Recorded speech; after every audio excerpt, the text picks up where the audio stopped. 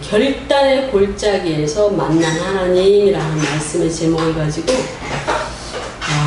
우리도 정말 결단을 하게 될 때, 또 주님이 그걸 원하실 때, 주님이 그 기회를 통해서 우리를 달아보실 때 우리는 어떤 결단을 하고 어떤 말을 하고 또 주님의 편에 서고 그 믿음의 눈으로 그 상황을 읽어내는 그러한 믿음의 사람이 돼야 됩니다. 우리가 어려울 때 항상 주님이 함께 하시죠. 그런데 그 어려울 때 만난 하나님, 감사가 저절로 나오고 은혜가 저절로 넘치고 또한 그분이 어떤 분이신지가 명확하게 보입니다. 우리가 아무 일 없고, 그렇죠? 부족한 것이 없고, 그래서 그분이 별로 늘 계시지만, 우리를 늘 사랑하시고 도와주시지만 우리 곁에 없는 것처럼 느낄 때가 많고, 그래서 우리가 그분을 아주 절절하게 만난 경험이 없다면 우리 신앙은 굉장히 메마르고 건조하며 은혜가 없을 것입니다. 그러나 우리가 정말 어려운 상황에서 주님을 만나면 그때 만났던 주님에 대해서 늘 마음으로 감사하고 또 주님을 찾고 그 은혜가 날마다 새롭고 그러한 삶을 살게 될 줄로 믿습니다. 오늘 신명기 1장 24절이 핵심절입니다. 그런데 본문을 좀 길게 보면 신명기 1장 19절에서부터 우리가 29절 그 정도까지 봐야 될 줄로 믿습니다. 그래서 여러분들이 신명기 1장 신명기 1장 19절 이후 본문을 한번 보시고요.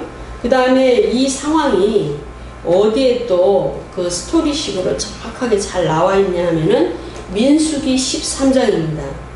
제가 이제 일부러 이 두 본문을 교차하여 보려는 목적으로 길게 이제 찾지는 않았는데요.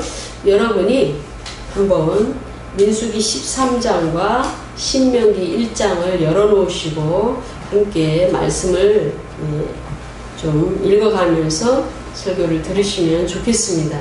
지금 상황은요, 신명기 1장인데요. 모세가 이제 1장 1절에 보시면 요단 저편 숲 맞은편에 아라바 광야, 그렇죠? 그곳에서 쭉 이렇게 말씀을 선포하셨는데 그 내용은 이미도 이스라엘 백성들이 광야에서 겪었던 그런 내용입니다. 그것을 다시 한번 환기시키면서 그들의 잘못과 그들의 그 믿음을 요청하며 말씀대로 살고 하나님 말씀에 순종하기를 요청하는 강력한 메시지의 설교입니다. 그래서 이 지금 신명기 1장 19절 이하의 본문의 상황은 과거에 이스라엘 백성들이 애굽에서 나와서 발행하여 모세의 인도를 따라 쭉 나왔을 때 이제 홍해를 건너고 그들이 이제 호렙산에서 다시 발행하였습니다. 홍해를 건너서 시내산에 도착했죠. 그곳에서 하나님 말씀을 받고 또 하나님의 이제 그들이 송아지를 만들었죠. 모세는 산에 올라가고 또 아론과 백성들은 아래에서 기다리고 있었죠. 그때 이스라엘 백성들이 이제 금송아지를 만들어서 하나님의 큰 징계를 받고 또 그런 이후에 이제 모세를 통하여 두 번째 돌판을 또 받아서 그곳에서 정말 그 말씀을 듣고 또 주님이 주신 말씀대로 그 성막을 만들어서 그곳에서 이제 하나님께 예배도 했습니다. 그렇게 하고 나서 이제 발행하는 겁니다. 떠나는 겁니다. 그 시점에서부터 이 본문을 이해하시면 되겠습니다.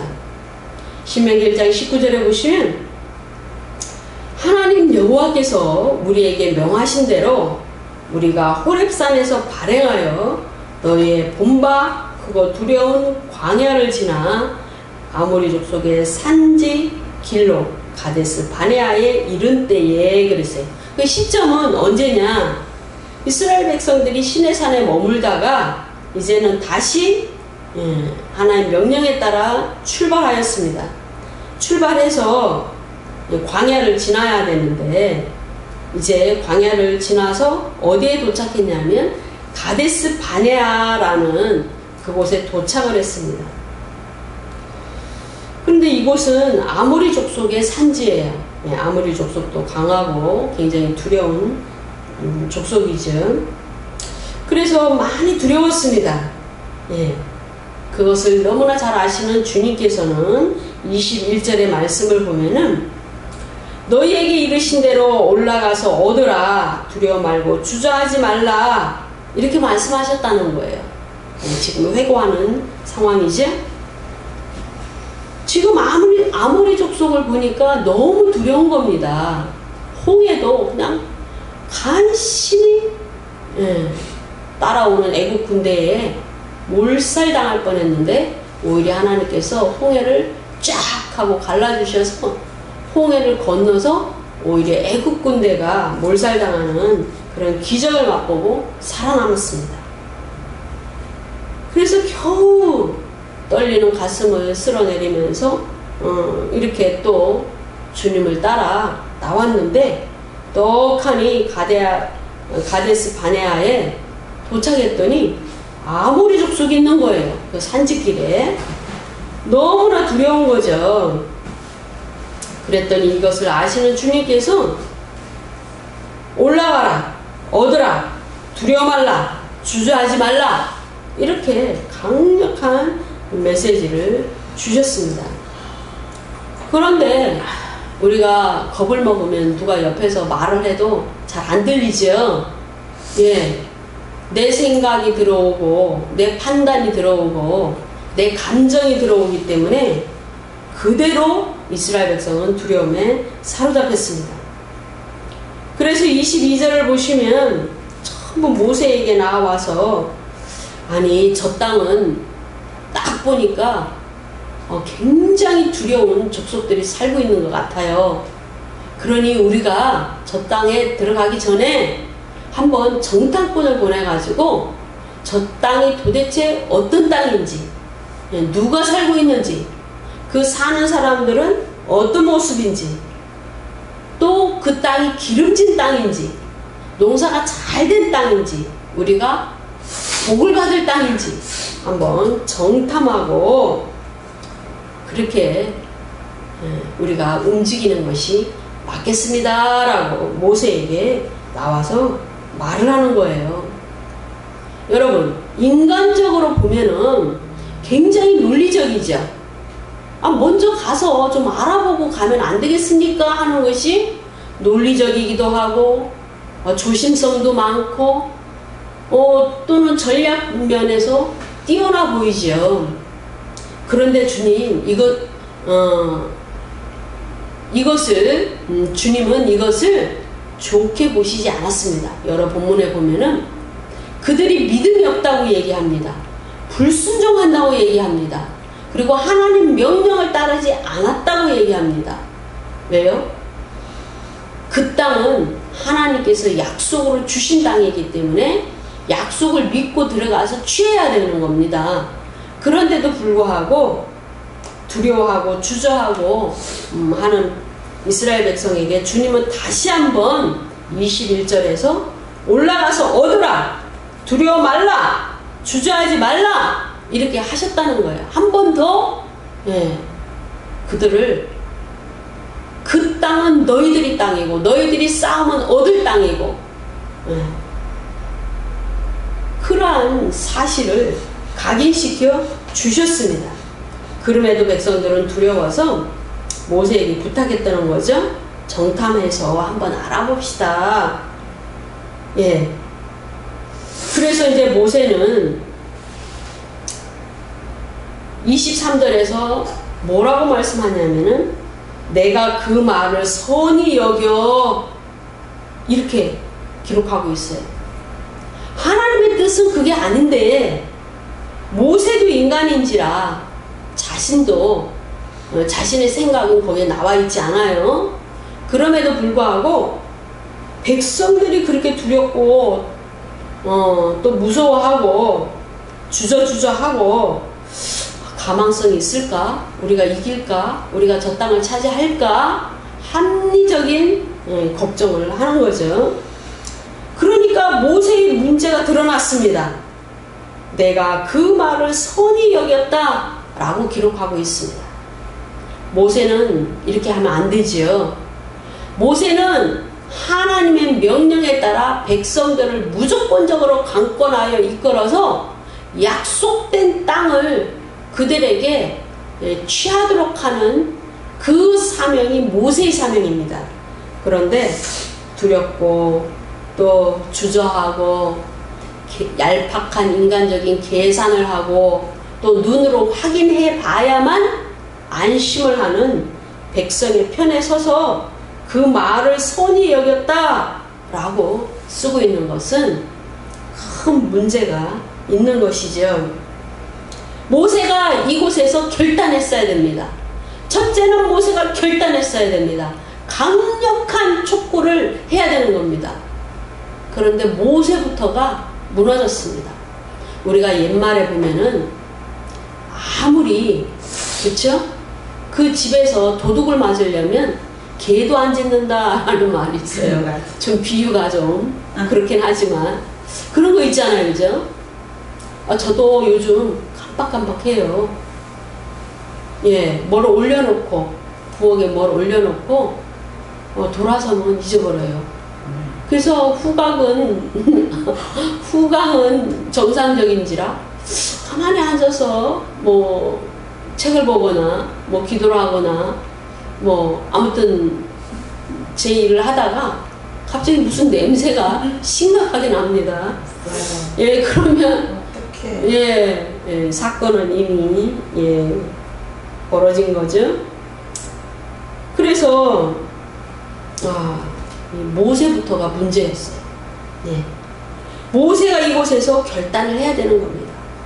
그 방어선이 무너졌습니다.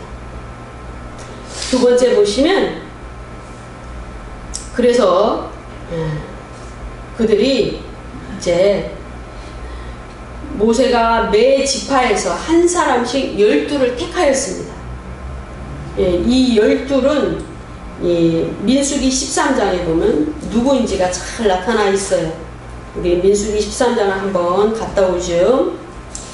민수기 13장 3절에 보시면 모세가 여호와의 명을 따라 바란 광야에서 그들을 보내었노니 그들은 다 이스라엘 자손의 두련이었다, 두목이었다 라는 거지. 지도자급이었다. 당연하죠. 예. 그 현명한 처신과 판단을 하고 돌아와야 되는데 어리버리한 사람을 보내면 안 되겠죠. 예. 저도 어리버리과예요. 예. 제가 어리버리과입니다. 예, 4절에 보시면 그들의 이름은 이러하니라 라고 하면서 지금 이름들이 쭉 등장하고 있어요. 루벤 지파에서는 삼무아를 뽑았습니다. 시므온 지파에서는 사박, 유다 지파에서는 갈렙. 예, 우리가 이름이 눈에 탁 뜨죠. 갈렙. 그 다음에 또 8절에 보시면 에브라임 지파에서는 눈의 아들 호세아요 그랬어요. 호세아. 이 호세아가 여호수아입니다. 왜 그러냐면 16절에 보시면 모세가 눈의 아들 호세아를 여호수아라 칭하였더라 이렇게 써 있어요. 그래서 그 유명한 모세의 누구죠? 예, 종 여호수아. 그 여호수아가 결국은 에브라임 지파의 눈의 아들이었다. 예, 호세아였다. 근데 우리는 이름을 왜 주님께서 여호수아라 칭했는가 라는 것을 그 모형론에서 많이 다루었죠. 그래서 이 이스라엘 백성들을 데리고 정복전쟁을 할 때 그 전쟁에서 계속적인 승리를 이끈 이 정복전쟁을 치른 사람이 여호수아예요. 예. 그때 물론 하나님께서 군대 장관을 보내셔서 예수 그리스도시죠. 그분은 그 예수 그리스도가 직접 오셔서 여호수아가 땅 정복을 할 때 막 싸울 때 다 도와주셨어요. 그렇죠? 예. 그래서 아하, 주님이 호세아를 여호수아라고 칭하고 여호수아는 결국은 예수하고 예수아는 예수죠. 그래서 그 이름의 그 발음이 변천이 이렇게 역사적으로 보여지면서 결국은 여호수아가 그 땅 정복을 하면서 싸운 것은 후대의 천년왕국 때의 예수 그리스도의 모형이구나. 예, 그런 것을 우리에게 가르쳐줘요. 그래서 우리 이 뽑힌 이름 중에 갈렙과 여호수아는 눈에 띕니다. 그래서 이들을 보냈어요. 보내니까 지금 신명기 1장으로 다시 돌아오면은 그들이 산지에 올라갔습니다. 에스골 골짜기에 이르러 그곳을 정탐하고 그랬어요. 예. 그 각 지파에서 한 명씩 뽑힌 그 지도자들이 어디에 이르렀냐 하면은 에스골 골짜기에 이르렀습니다. 에스골 골짜기는 결단의 골짜기죠. 그곳에서 골짜기라고 해서 우리 한국처럼 산봉우리와 산봉우리 사이에 있는 깊이 패인 그 골짜기가 아니고 여기는 산지지만 야트막한 산지고 농사를 짓고 여러 경작과 또 양을 치고 이런 목축업도 할 수 있는 그런 이제 야산 정도, 우리나라의 야산 정도입니다. 그곳에서 이제 정탐을 하는 겁니다.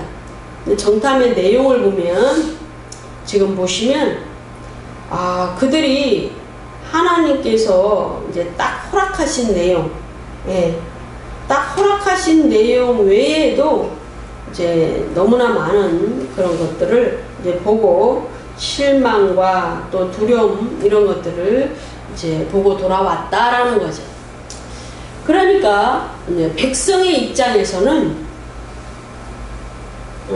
그 12명의 정탐꾼 그들의 입장에서는 이 에스골 골짜기에서 무엇을 결단해야 되냐면은 우리는 믿음의 눈으로 우리가 그 파송되는 정탐을 하러 가는 그 산지에서 믿음의 눈으로 모든 상황을 보고 그곳을 봐야 되겠다라는 결단이 없었다는 거죠.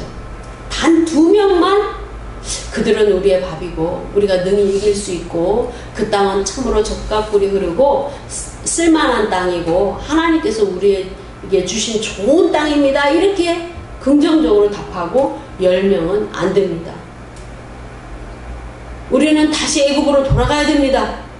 우리는 저들을 절대 이길 수가 없습니다. 라고 부정적인 보고를 하였죠. 그러므로 우리는 지도자라면 첫째 모세처럼 그 상황을 미리 선명하게 바라보면서 하나님의 편에 서서 그 상황을 또 그 백성을 이끌어 갔어야 됩니다. 둘째는 또 뽑힌 지도자죠. 중간 지도자예요. 중간 지도자 굉장히 중요하죠. 그 중간 지도자도 또 역시 믿음의 눈으로 파송된 그 일을 해야 되었다라는 겁니다. 그런데 또 2번째 단계에서 무너졌습니다. 믿음의 눈으로 본 사람은 2사람밖에 없습니다. 그리고 나서 그렇다 할지라도 또 한 차례의 기회가 있습니다. 언제요? 보고할 때. 그렇죠? 예. 그 상황 좀 그들 눈으로 보기에 이제 완벽하지 않고 그렇다 할지라도 보고 할 때는 뭡니까? 그래도 백성들의 지도자로 뽑혔기 때문에 지도자라면 백성들을 안위하고 돌보고 또 자신이 중간에 서서 하나님의 일을 이루도록 하는 그 사명을 감당해야 되겠죠. 그런데 그 중간 지도자의 그 위치를 망각하고 여전히 그 백성들이 통곡하고 낙심하고 애굽으로 다시 돌아가자 하는 그러한 보고를 하고 그들을 다독거리지 못했다라는 겁니다. 그러니까 모세에서부터 이 무너졌고 또 12명의 정탐꾼 중에서 10명은 무너졌습니다. 무너졌어요. 그래서 열이라는 숫자는 굉장히 중요한 숫자인데 우리가 이 구약 본문에 보면은 그 이스라엘 백성들이 이제 남유다와 북이스라엘로 나눌 때 그 10명이 결국은 10지파의 주역이잖아요. 그렇죠? 그런데 그 열이라는 숫자가 결국은 북이스라엘의 지파의 숫자잖아요. 그래서 이들은 이 지도자를 물론 아무렇게나 뽑진 않았겠죠. 예, 하나님께서 이제 역사를 하셨다고 믿습니다. 그럼에도 불구하고 이들의 그 영적인 판단력과 또 영적인 능력과 영적인 믿음이 고스란히 그 12지파로 이렇게 이제 또 내려가서 여러 부정적인 이미지를 끼치고 이스라엘 백성들을 혼란케 했다라는 것으로 우리는 이해를 할 수가 있어요. 또 우리가 민수기 13장을 한번 보시면 지금 17절 이후 본문입니다. 이제 그 땅에 들어간 그 상황을 다시 한번 세밀하게 보는 거예요.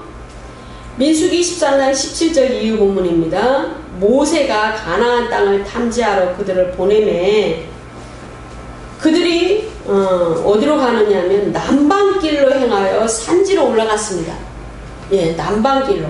그러니까 예루살렘 쪽으로 이렇게 쭉 올라가는 거죠. 예루살렘은 굉장히 높은 곳에 위치하였으니까 남방길로 행하여 남쪽 길로 가는 길로 행하여 산지로 올라가서 그 땅의 어떠함을 탐지하라. 예, 첫째 뭡니까? 그 땅이 어떻게 생겼는가. 전쟁을 치르려면 지형에 대해서 익숙해야 돼요. 그쵸? 예, 지형을 먼저 분별해야 됩니다. 그래서 그 땅의 어떠함을 탐지하라. 그것이 첫 번째 명령입니다. 두 번째는 그 땅 거민의 강약과 무슨 말이냐면 강한지, 그곳에 살고 있는 거주민들이 강한 사람들인지 아니면 약한 사람인지 다소가 뭡니까? 많이 있는지 아니면 그냥 일부 조금 살고 있는지 그걸 알아보라는 거예요. 그 다음에 19절에 보면 그들의 거하는 땅의 호불호와 거하는 성읍이 진영인지 산성인지를 또 알아봐라. 호불호 뭡니까? 좋은지 나쁜지 이런 뜻이죠? 예. 그들이 거하는 땅이 좋은 땅인지 나쁜 땅인지 그리고 그들이 거하는 성읍이 진영인지 아니면 산성인지 아니면 이 말은 무슨 말이냐면 평지에 진을 친 것처럼 평지에 이렇게 자리 잡고 있는 무리들인지 아니면 아주 요새처럼 굉장히 높은 곳에 위치하여서 우리가 공략하면 쳐서 무찌를 수 없는 그런 산지 그리고 산성을 이루면서 살고 있는지를 한번 알아봐라 라는 겁니다. 그리고 토지의 후박과 무슨 말이냐면 토지가 질적으로 좋은 건지 수목이 많은지 그렇게 알아봐라. 그리고 나서 그 땅에 있는 실과가 열린 것을 보거든 실과를 가져와라. 왜 실과를 가져오라고 하셨냐면 그때가 그 땅에 포도가 처음 익을 무렵이었다. 예. 그렇게 쓰고 있어요. 그러니까 지금 모세가 얼마나 뭘 잘못했는지 우리가 빨리 파악해야 됩니다. 모세는 지금 전쟁에 필요한, 예, 처음부터 물론 모세가 그걸 허락한 것 자체가 판단력을 잃었죠. 근데 이 내용을 꼼꼼히 보면은 또 모세가 전쟁을 하러 나가기 전에 정탐꾼을 보내는데 지금 물론 그 땅에 영원히 들어가서 살아야 되기 때문에 이러한 내용도 꼭 필요하겠죠. 그렇지만 모세가 하나님의 말씀을 믿는다면 그 땅 실과가 얼마나 맺히는지 실과가 얼마나 큰지 송이가 탐스러운지, 예? 그런 것은 상관이 없어야 돼요. 하나님 말씀대로 믿으면. 단지 그 땅을 차지하기 위하여 전쟁을 해야 되는 상황이기 때문에 진짜 성읍이 진영인지 산성인지 요 정도는 전략상 필요해요. 그리고 또 뭐예요? 백성들이 많은지, 예. 또 백성이 약한지, 숫자가 병력이 얼마인지 요 정도는 알아볼 수 있어요. 그죠? 전쟁이 꼭 필요하니까. 그런데 나머지는 필요 없는 겁니다. 필요 없는 거예요. 땅에 대해서 물으면 모세도 불신자입니다. 불순종의 모습을 보여준 겁니다. 그러니까 결국은 이 명령대로 전부 올라와서 보고 보고를 했습니다. 보고. 24절의 말씀을 보면은 이스라엘 자손이 거기서 포도송이를 벤 고로 그곳을 에스골 골짜기라 칭하였더라 그랬어요. 우리가 에스골 골짜기는 결단의 골짜기였다라고 알아봤지? 그러면 그 산지를 지나서 에스골 골짜기로 올라가서 그곳을 살필 때도 잘못한 거죠. 네. 그 에스골 골짜기를 살필 때도 또 한 번 실수를 저지른 겁니다. 왜? 전쟁에 필요한 그 요소만 정탐하고 보고를 해야 돼요. 그런데 모세가 이미 판단력을 상실했기 때문에 하나님이 약속으로 주신다고 한 내용에 대해서 그곳을 의심하면서 그 명령을 내렸던 겁니다. 포도송이를 가져오면 안 됩니다. 그 땅은 젖과 꿀이 흐르는 땅으로 이미 모세를 통하여 하나님이 말씀하셨고 약속하셨습니다. 그렇기 때문에 굳이 포도송이를 들고 와서 그곳에 포도송이는 이따만큼 큽니다 라고 하면서 백성들에게 확인시켜 줄 필요가 없다는 얘기죠. 그 포도송이를 메고 와서 무겁도록 큰 포도송이를 메고 와서 보여줬다 하지만 여전히 백성들은 부정적인 말로 인하여 두렵고 떨고 통곡하고 모세와 아론을 원망하고 또 우리가 한 지도자를 세워서 애굽으로 돌아가자 요딴 말을 했던 겁니다. 이해하시죠? 그래서 세 번째 에스골 골짜기를 정탐할 때도 분별력을 잃었습니다. 그곳에서도 뭐예요? 꼭 필요한 것만 믿음의 눈으로 봐야 되는 겁니다. 믿음의 눈으로 정탐해야 되는 겁니다. 그 상황에 맞게 그것만 살펴야 됐던 겁니다. 그래서 우리는 에스골 골짜기는 결단의 골짜기였다.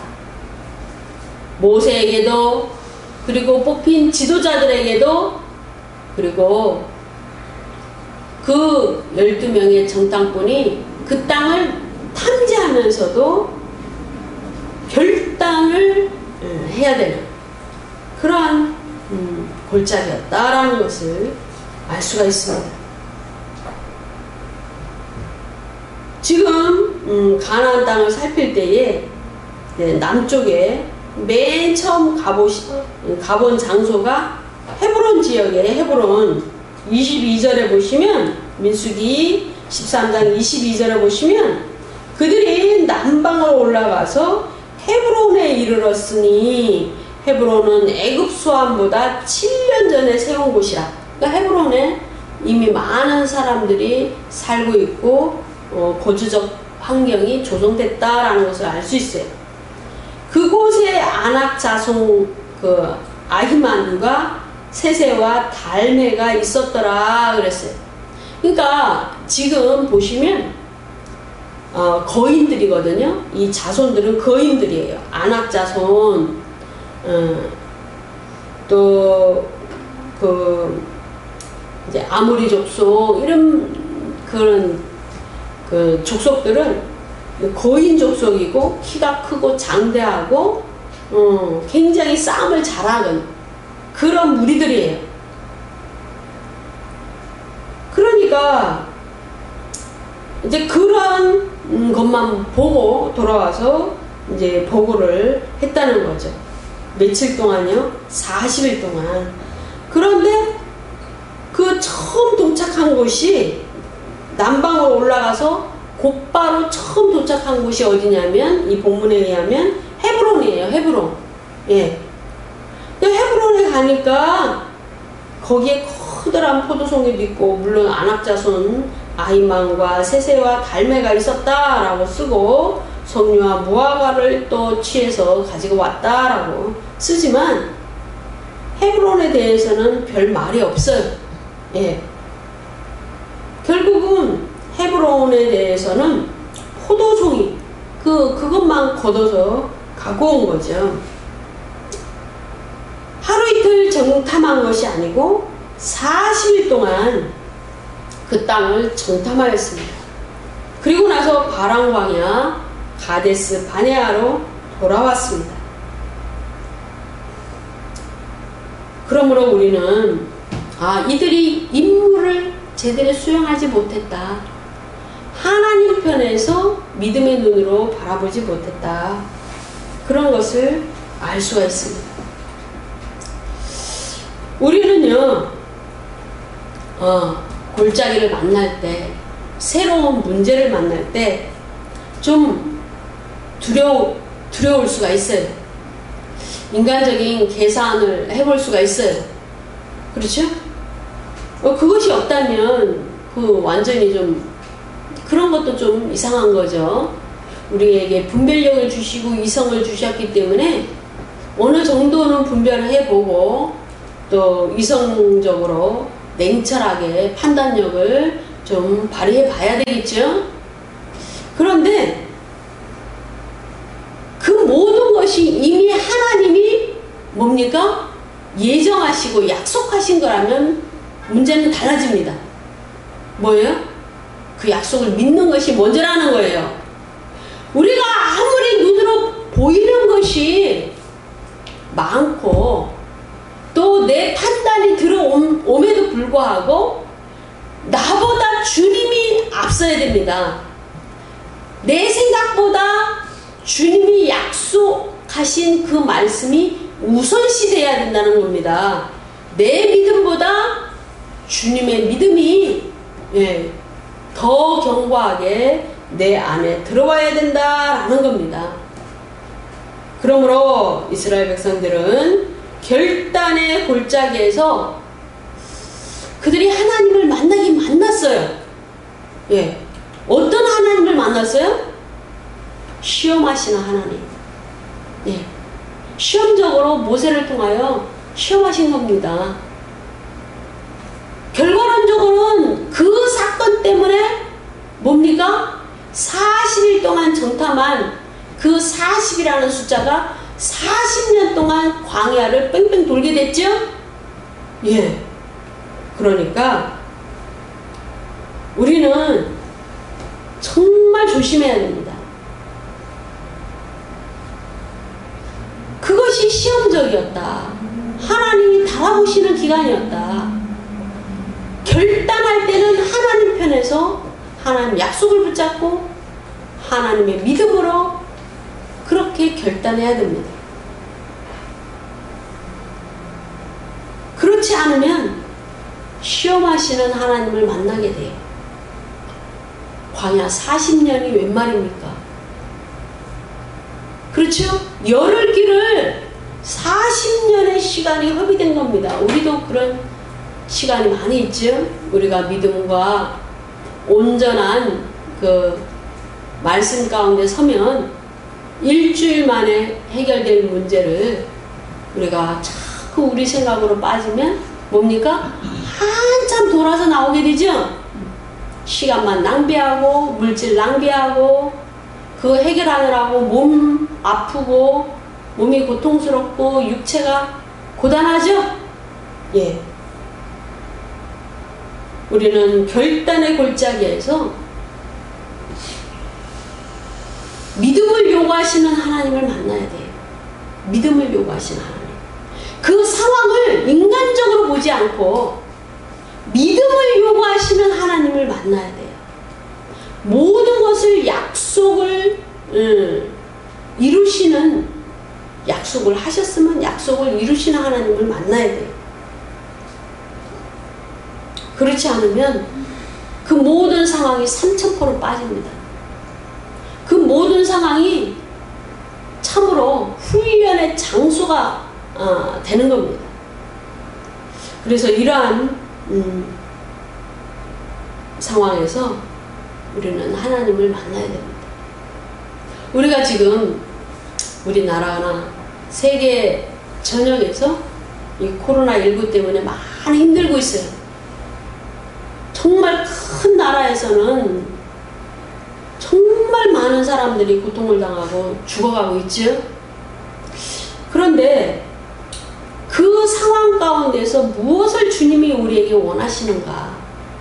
내게 무엇을 원하시는가? 우리나라에 무엇을 원하시는가? 우리가 무엇을 회개하기를 원하시는가에 초점을 맞춰야 됩니다. 그 상황을 보지 말고.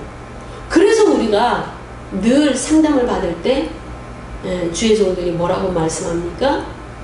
문제를 바라보지 말고 뭐죠?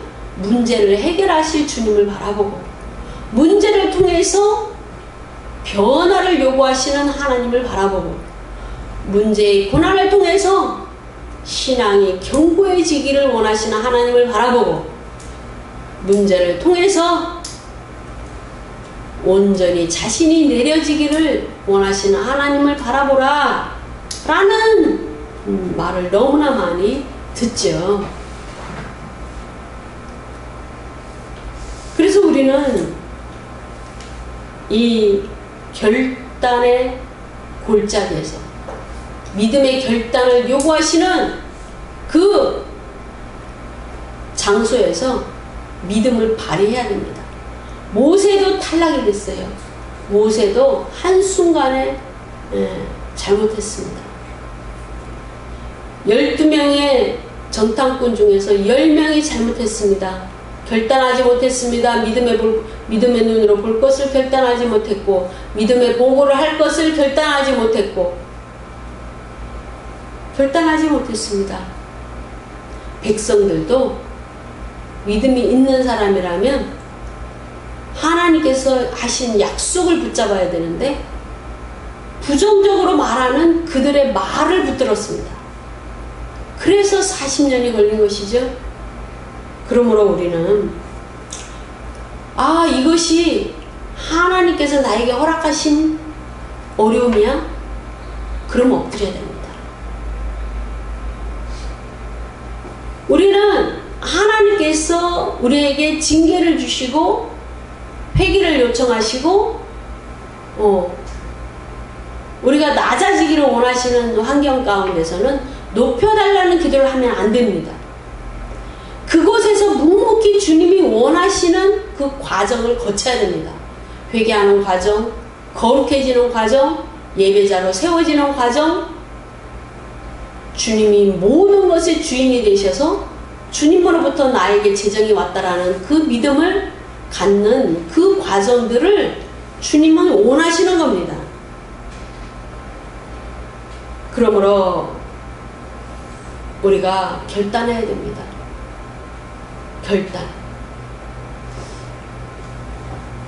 주춤주춤하지 말고, 그리고 의심하지 말고, 내 생각, 내 판단, 내 지식으로 말하지 말고,